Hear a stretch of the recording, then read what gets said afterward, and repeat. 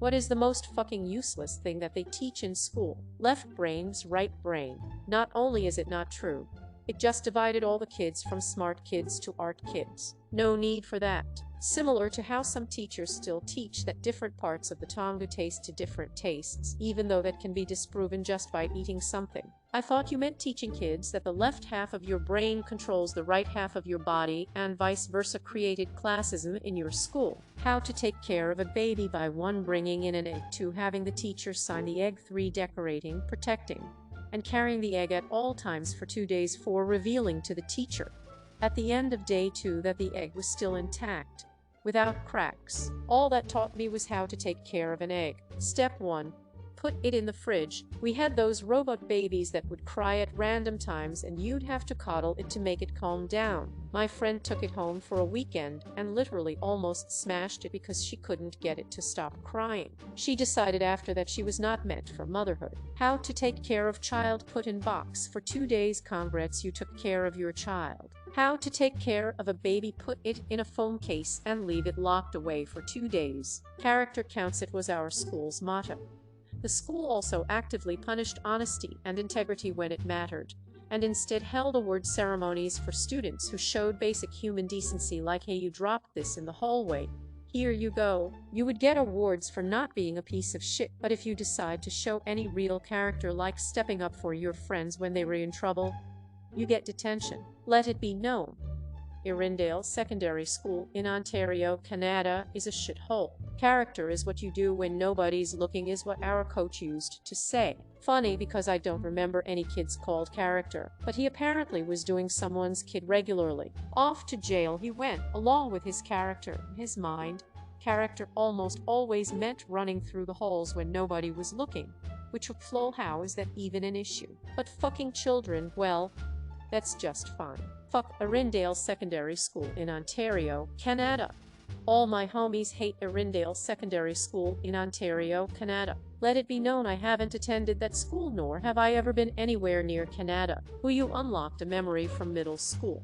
Whenever a teacher saw you perform a basic form of human decency, like even just holding a door open for someone else, you'd get a slip of paper.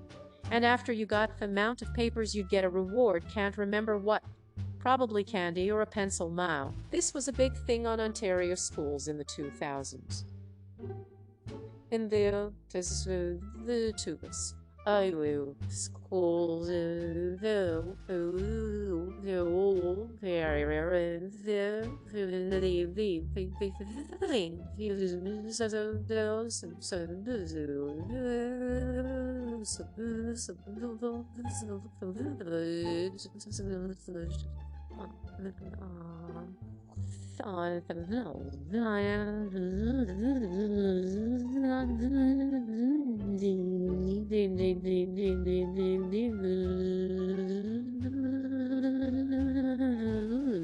I remember seeing it on a couple school signs. Character Mattersu was already in college then, but I knew it was just words.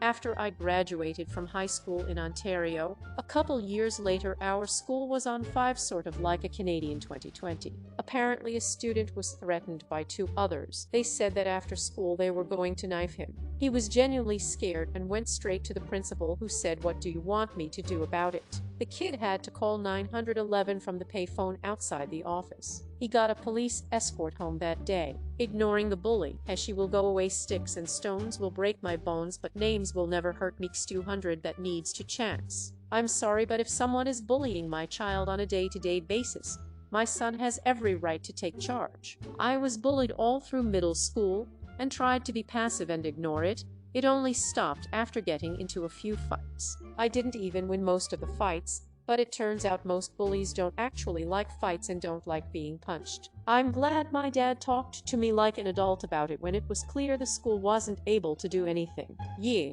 I can safely say ignoring problems only causes them to get worse. That sticking up for yourself is wrong.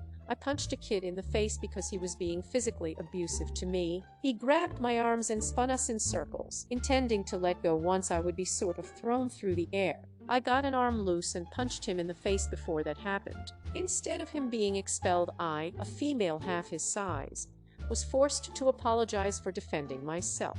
I'm still fucking mad. That reminds me of the time when I was being bullied by some older guys in 3rd grade and I was just a small girl. Edit. I see him now too. They threw a basketball at my head once and so, having enough, I slapped one of them. Teacher claimed to not see the boys throwing 3 basketballs at my head and I got detention for the rest of the week. When I was a little girl, my dad always told me that as long as I didn't start the fight and only ever retaliated to physical violence, I would never be in trouble with him. When I was 11 and did end up in a physical fight with a boy, my dad told me after that he was proud of me for sticking up for myself. His opinion always meant the most to me. I got suspended for getting punched by a kid that was bullying me. I was standing up for myself. Also still pretty mad about that. In like 3rd grade, I was taking karate, and there was a kid in my grade with problems and really long nails. Occasionally, he would essentially attack me and probably others with his nails. I told my parents about it and my dad said, if someone is attacking you, defend yourself. I won't care if you get suspended. Next time it happened, well, I didn't get suspended, but he definitely stayed away from me. We had written finals in high school for PE. It was so ridiculous that even the PE teachers didn't really bother reading our answers while grading the exams. Example questions. A friend of mine answered, describe the history of the football, with an elaborate answer about how a guy stuck on an island kicked a coconut and due to a quantum anomaly, his foot fused with the coconut. This led to the birth of the legend of the football. Another friend answered, what is an aerobic exercise, with a drawing of a man doing push-ups in the presence of a chemistry set creating oxygen via hydrogen peroxide, and drew a rose to them, labeling the reaction and the push-ups as aerobic and exercise respectively. Another friend answered a question about things to keep in mind when trying to eat a balanced diet for health, with points like try not to eat a brick wall. Only one of them had their final exam sheet framed. Edit. Holy shit. This blew up. Just to be clear, I'm not saying knowing those things isn't important, just that we had covered all of that in middle school as different subjects except for the history of sports questions. Shit. For this.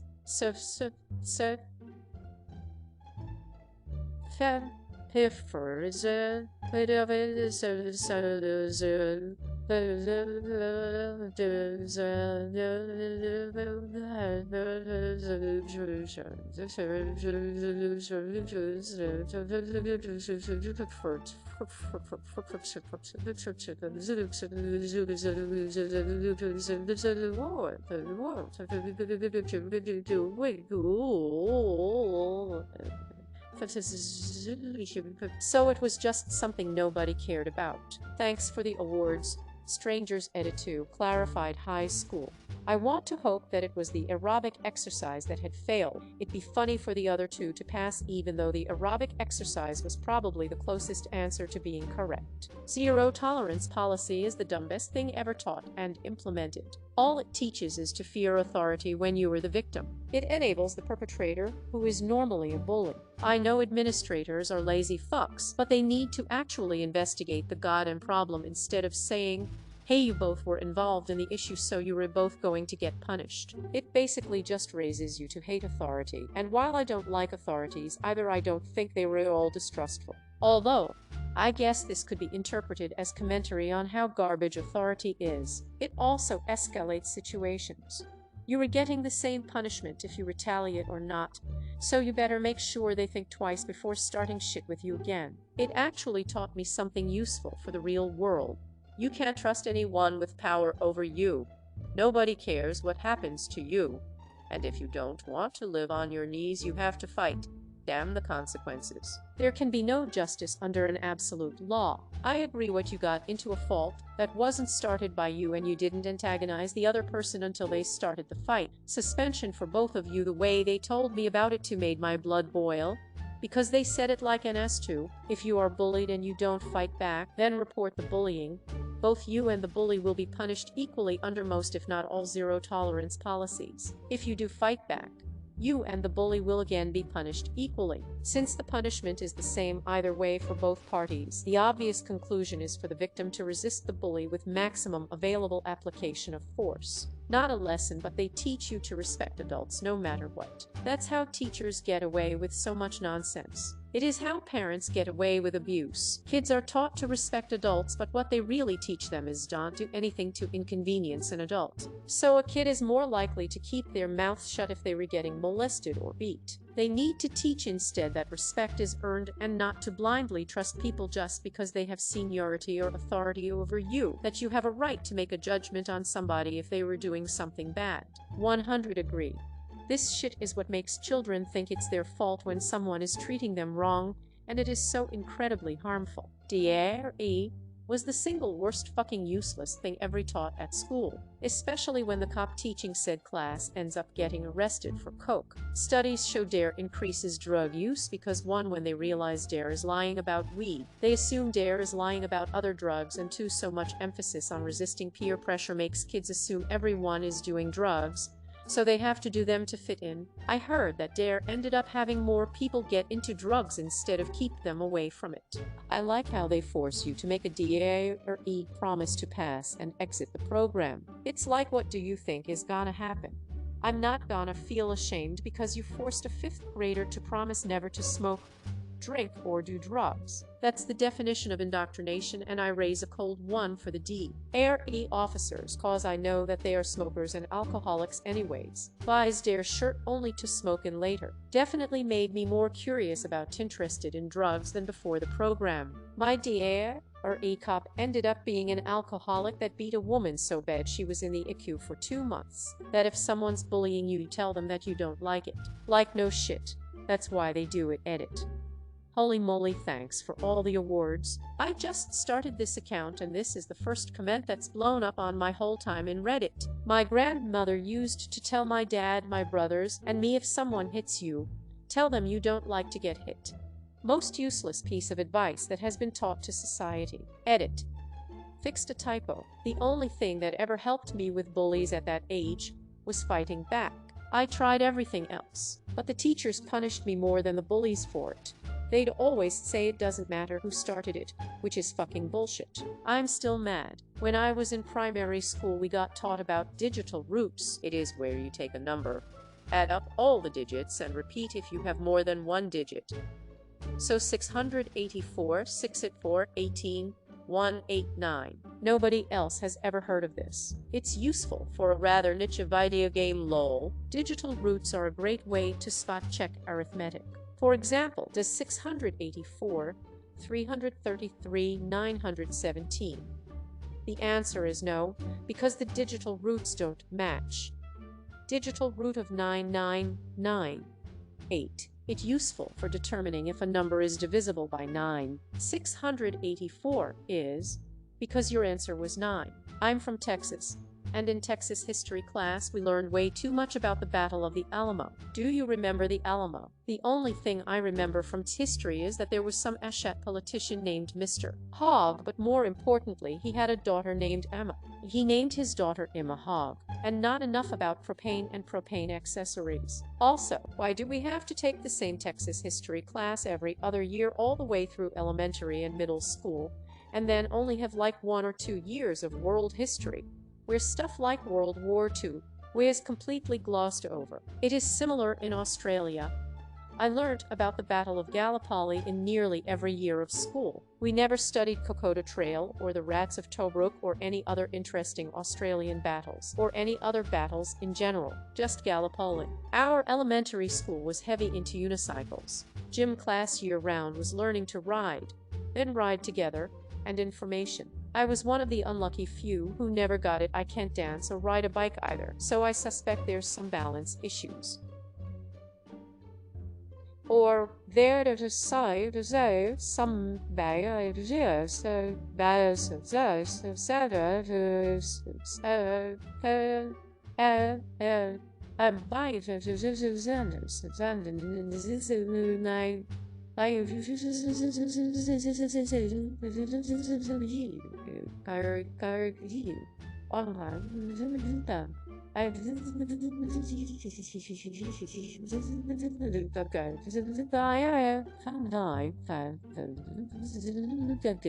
School all but threatened to hold me back a year until I learned how. Everyone forgot and never picked it up again as soon as they moved to middle school. Worst part is that we were a very poor school in a very rural area without much funding. I can't imagine how much the school spent on those unicycles. There was no sponsorship, and we weren't competing in anything. Edit. This was in a public school in western Washington state in the late 80s. But I think some other schools nearby did this too. Nearby high school is size of the actual Twin Peaks is. Not even remotely kidding. In my P class we learned Nordic pole walking, with a special emphasis on the technique. You know when you see old ladies walking with those sky poles? That was us at age 15. The kicker was that I went to an all-girls school, and they made us do laps around the neighboring all-boys school with our poles. So not only was it useless, but also humiliating. Thank you to those in the comments who reminded me it was Nordic pole walking. I'm not sure where I got nomadic from. Clearly I wasn't paying attention during that unit. The idea of some small village where everyone rides around on unicycles and has no idea is not normal feels like something out of a Corky Zamao. Sorry you had to go through that. It must have been so Kafkaesque. Your school was definitely run by a clone. I was going to say square dancing in first grade, but this is pretty bad. Abstinence only sex ed. Imagine if drivers had just told you the only way to avoid an accident is to never drive a car. Especially with schools that will then proceed to kick out a girl for getting pregnant but let her boyfriend stay. 100 This sex ed is like home finance class, suing, and much more. Parents get upset that their children are learning it at school but don't teach it at home. When did it become popular to think children one day wake up with this knowledge? Not exactly something they teach in general, but in my high school music class, we had to memorize our national anthem in a different language we used to be a colony, and it was originally written in the colonizer's language. And then sing it out loud with the same melody and all, except you were parroting a bunch of words that you don't understand. Over a decade later, and I still think it was a pointless exercise. What country are you from? This comment made me realize how odd it is that the Pakistani national anthem is completely in Persian when no one here really speaks it. Square dancing. In Scotland we had to do country sealed dancing in primary school, not sure the American equivalent, 12 years old. At the time everyone hated it cause you'd have boys lined up against one wall, girls lined up against the other, and you had to go over and ask a girl to dance with you, which felt like a marriage proposal at that age, and God forbid if the girls said no. The teachers must have loved it, watching all the kids squirm. Fast forward 10 years and the rest of your life, and every time you go to a wedding that has a sealed or just a sealed, then it is the best thing ever, and you all tell the same story about lining up in the gym hall. I begged my parents to let me call in sick on square dancing days. What a ridiculous and uncomfortable activity. Can you run a mile in 7 minutes? Quote, no, lol, no, 4-0 for you. I had undiagnosed asthma as a youth, and my coaches made me run a 7-min mile in Texas heat. I barely finished at time and had an asthmatic attack. My coaches literally laughed and pointed at me while I couldn't breathe, and still to this day I have an irrational hatred of female coaches. My male coaches were always super nice. I lost out on being valedictorian in part because I got a bin freshman P. How did I get that B? Because I couldn't bump a volleyball against a wall 10 times in 1 minute. That the female body will shut down during rape and she won't get pregnant. Thus babies cannot be conceived during grammar school, Northern Ireland. Fucking useless. Factually and ethically wrong. I thought this was just some ridiculous drivel a shoal politician spout. Makes me wonder if he learned it too. As a matter of fact, the female body actually does have ways of shutting that down, if you were a duck. As someone currently in a Catholic grammar school in Northern Ireland, this shit is still being parroted. Like holy fuck. Also, the whole never actually giving us useful sex ed. Basically just saying to never have sex till you are married or else you are going to hell. The whole basically so never you basically to go. I view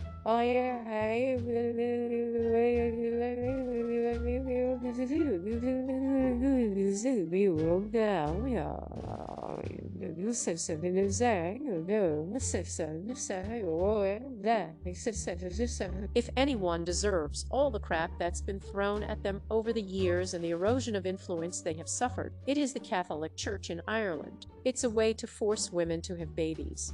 People have a harder time being against abortion if a woman or child is raped, so they convince themselves that if they got pregnant they must not have been raped at all. There was an episode of The Good Wife where this theory was brought up in a trial, I think. The defendant compared a woman's body to the body of a duck.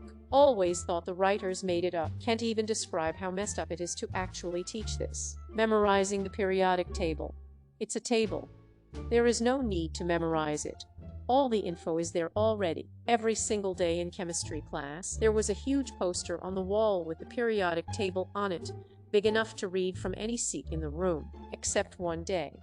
The one day we had to take a test on how well we memorized it. Then they covered it with a C. It was absolutely essential we remember the molecular number of molybdenum for all those hypothetical other times when we wouldn't just be able to look up on the wall and see it. As you get older, you realize if I need it, I can just print it out and put it on the wall. As a kid currently in school, rest assured those days are gone, in the UC at least. The table is now included at the back of every exam paper. Like and subscribe for more Reddit content. Watch the next video at the top of your screen.